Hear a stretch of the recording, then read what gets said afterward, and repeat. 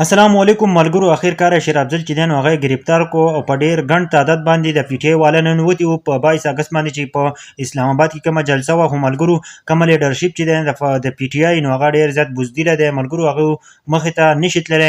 شیر افضل مروت چې دی نو هغه پکې یو کس چې هغه هم گرفتار شو او د عوام پسې هم ډیر زیات کوشش وکړو چې دا مونږ د گرفتارۍ نه واپس کو او عوام ډیر زیات کوشش وکړو چې هغه تاڼې ته لاړل. په کومه تاڼه کې چې شیر افضل مروت وړه نو هغه شیر افضل مروت چې کومه تاڼې ته وړه نو چې هغه ته تاڼې ته لاړل نو شیر افضل مروت چې دی نو په هغه تاڼه کې نو ملګرو. ډېر د افسوس مقام دی که نه، حالات ډېر زیات خراب دی. شیر افضل چې دی نامعلومه ځګي ته وړی د شیر افضل ته د مرګ دمکیانې ورکړه کېږي چې ته به موږ ولو ځکه چې ته چې کوم خبرې کوې نو دا زموږ نه دي خوښې ملګرو. نو هغه نه پس چې دی نو پی ټي آی والا هم ډېر زیات راوتي دي خو اندازه ډېره زیاته خرابه ده.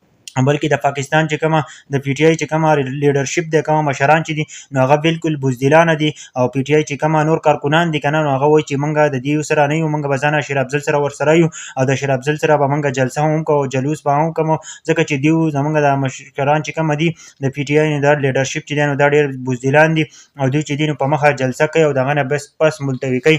او ملګرو ډېر زیات حالات خراب دي په اسلام آباد کې چې اوس نه وي څه کېږي. مخکې تاسو ته به هم ډېر زیات حیران شئ چې شیر افضل مروت چې دی نامعلومه ځګي ته وړی، که مخکې به شیر افضل مروت چې ګرفتار شو نو هغه به ډېر زر رازادېدو په منټونو په حساب خو دینې پیرله ډېر وخت واخیستو او سکیورټي پسې تلو او شیر افضل مروت چې دی نو هغه ایسته کې گرفتار کړی دی او نامعلومه ځګي ته وړی دی.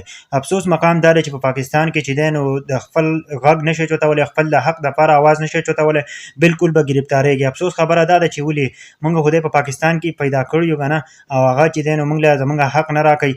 وایي دا د کلمه باندې ازاد شوی چې لا اله الا الله محمد رسول الله، وایي دا په دې کلمه باندې ازاد شوی دی.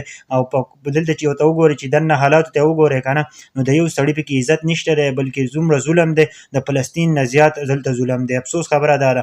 تاسو په دې باره کې څه وایئ؟ یار زه خو ډېر زیات خفه کړم چې د شیر افضل مروت سره ډېره زیاتې وکړو.